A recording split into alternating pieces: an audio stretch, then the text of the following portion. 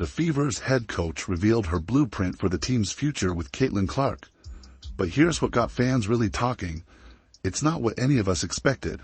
Look, coaching the team that has 5 times more viewers than any other team, it's a big deal. It is a huge deal, and it's not easy. Stephanie White just appeared on a podcast, and she didn't hold back about her vision for the Indiana Fever.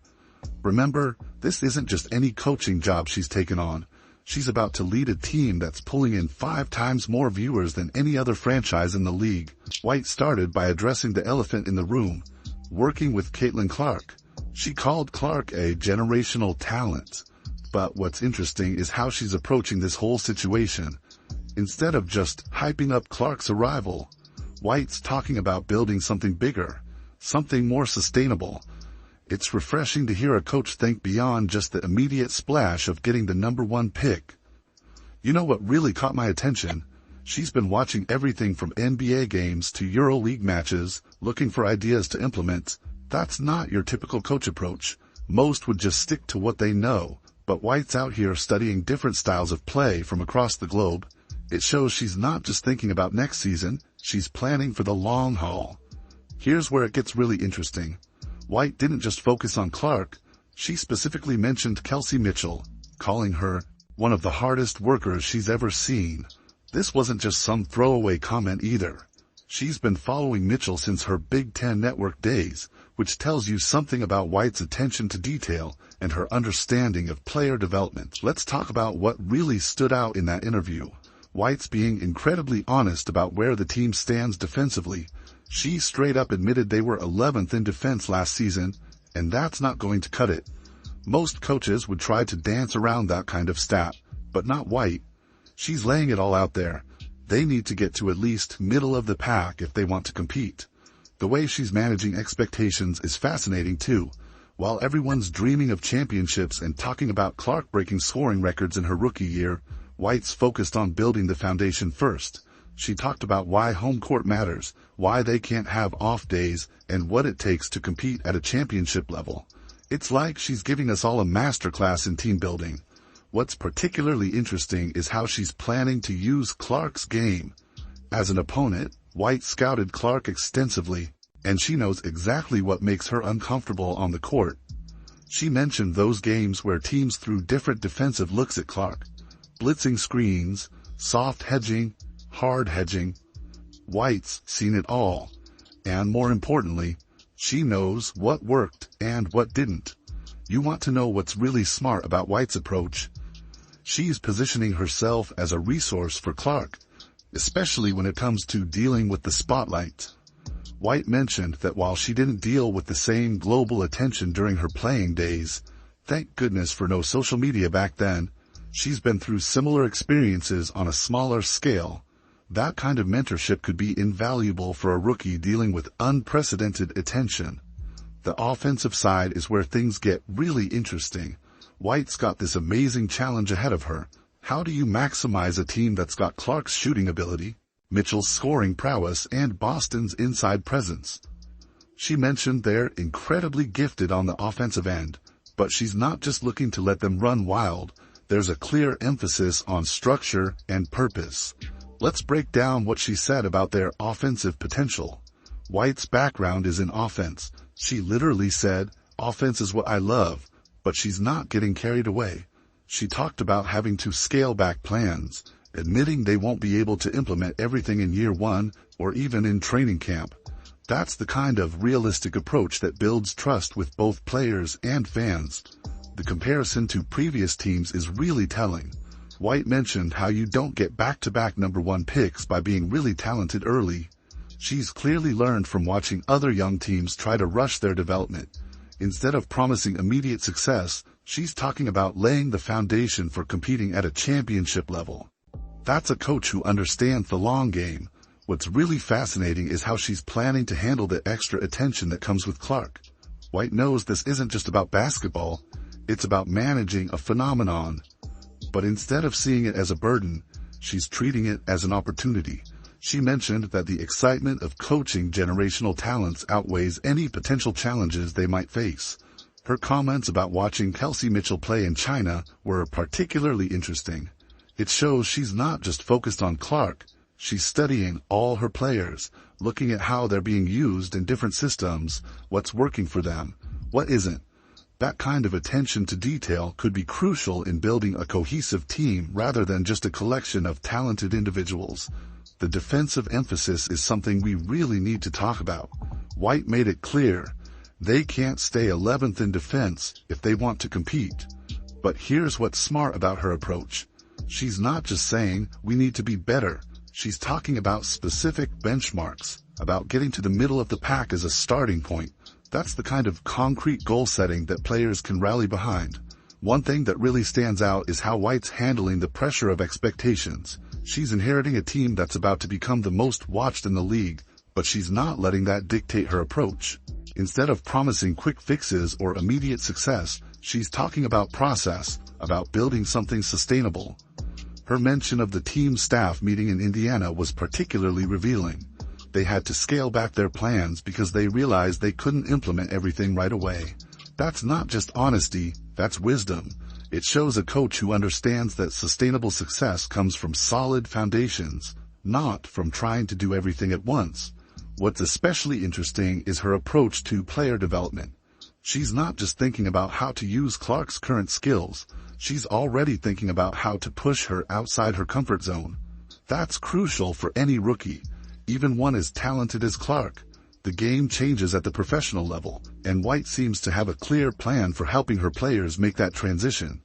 The way she talked about watching games across different leagues shows a coach who's constantly learning and evolving. She's not stuck in one way of thinking or one system. She's looking at the NBA, at EuroLeague, at the Chinese league where Mitchell's playing. That kind of broad perspective could be exactly what the Fever needs as they build for the future. Now, let's dig deeper into what White's plans mean for the Fever's future. She made an interesting point about championship-level competition that really caught my attention. It's not just about having talented players, it's about creating a system where those talents can flourish together. This is where her experience as both a player and a coach becomes invaluable. What's particularly fascinating is how White's approaching the team's offensive identity. Sure, they've got Clark coming in with her incredible shooting range and playmaking ability. They've got Mitchell, who's been lighting it up in China. They've got Boston, who's already shown she can be a force in the paint. But White's not just thinking about individual talents. She's thinking about how to blend these pieces into a cohesive unit. Remember when she talked about watching all those games across different leagues? That's not just about collecting plays or studying strategies. It's about finding ways to maximize what could be one of the most dynamic offensive trios in the WNBA. But here's the thing. She's being realistic about the timeline. She knows this isn't going to happen overnight. The defensive focus is really interesting too. White didn't just mention that they were 11th in defense. She emphasized that this had to change if they wanted to compete for championships.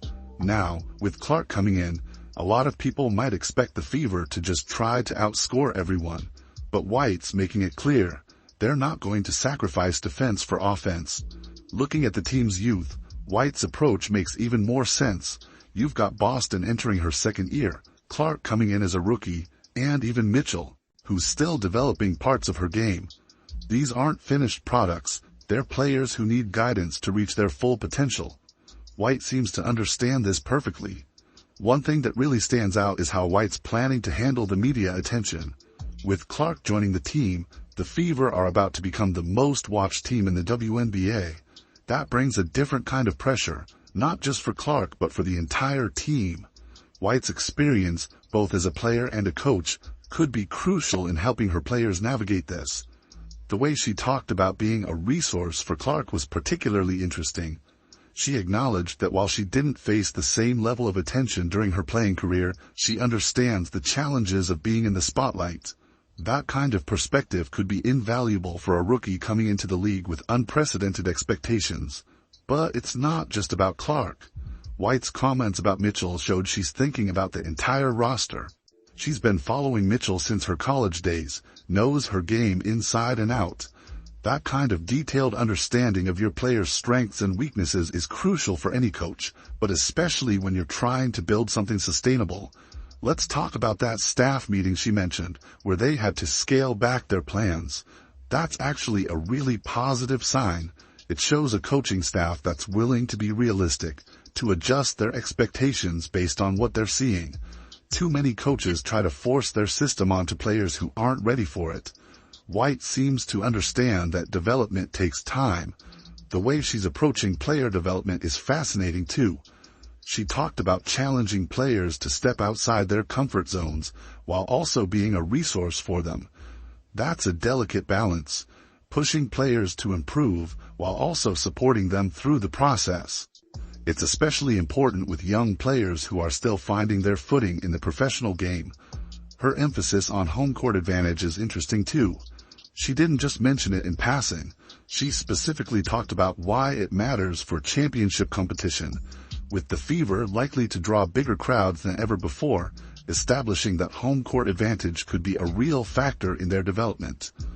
Looking at the bigger picture, White's approach seems designed to build something sustainable rather than just chase immediate success.